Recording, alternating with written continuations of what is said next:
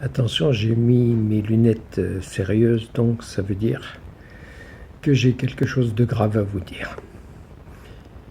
Hier soir, j'ai dîné avec une amie qui, pendant le repas, m'a raconté son drame d'avoir un de ses 3 enfants adolescents dont elle s'était aperçue qu'il se droguait.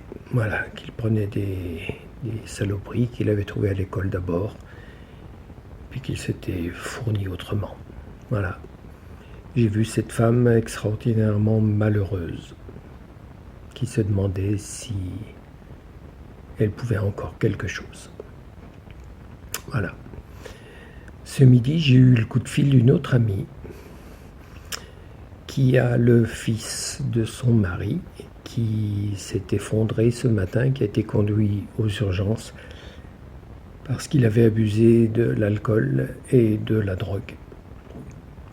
Et cette amie très chère m'a dit au téléphone qu'elle se demandait s'il n'allait pas suivre le chemin de Thierry, mon fils. Voilà.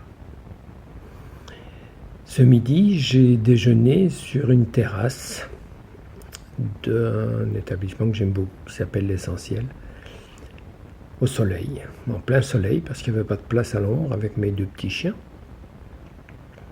Et j'ai crevé de chaud. Mais vraiment. À un moment, c'était quasiment insoutenable. Alors, je me suis imaginé ce que vivaient les mecs là-bas, à Montpellier et dans d'autres villes, dans leur cellule de 9 mètres carrés à 3 personnes, pas choisies, avec 50 degrés dedans, 35 degrés dehors. Voilà. Alors bien sûr, je vais vous déranger, vous toutes et tous qui êtes heureux aujourd'hui avec votre barbecue et vos enfants en bonne santé, etc. Mais je crois qu'on doit arrêter de pleurer sur une image truquée d'une petite fille qui pleure devant ce grand con des États-Unis. Qu'on doit commencer à s'intéresser vraiment à ce qui se passe près de nous. Quand j'aurai fini le film, j'aurai sur moi des cartes de visite. À midi, je mangeais et tout autour de moi, je suis un peu long, mais vous allez voir, c'est intéressant. Tout autour de moi, il y avait des mecs avec des chemises blanches qui parlaient de TF1, de Canal+, de France Télévisions, parce qu'il y a toutes les télés autour de moi, des productions. C'était tous des mecs hauts responsables qui décident, parce que je sentais bien dans leur... T'as vu ce machin? Lui, il a été bon. Lui, il est moyen, on va le virer. Etc. Donc, je sais que c'est des gens qui décident. Ben, dans quelques semaines, dans quelques mois, j'aurai avec moi des cartes de visite du film de mon fils et quand je me lèverai avec mes 2 petits chiens, j'irai déposer une carte de visite sur chaque table. Parce que maintenant, j'ai envie de... Voilà. Ce matin, je m'imaginais un truc. J'imaginais quand j'aurai le film, je monterai sur une grue, j'irai tout au bout de la flèche de la grue, je déplierai une banderole en disant sortez tous les malades de prison. Et je dirais que si je passe par la télé dans les 30 minutes, je me jette du haut de la grue. Peut-être que je me jetterai, peut-être que... Enfin, il y a juste un problème, j'ai vertige. Enfin bon, on verra bien. Voilà.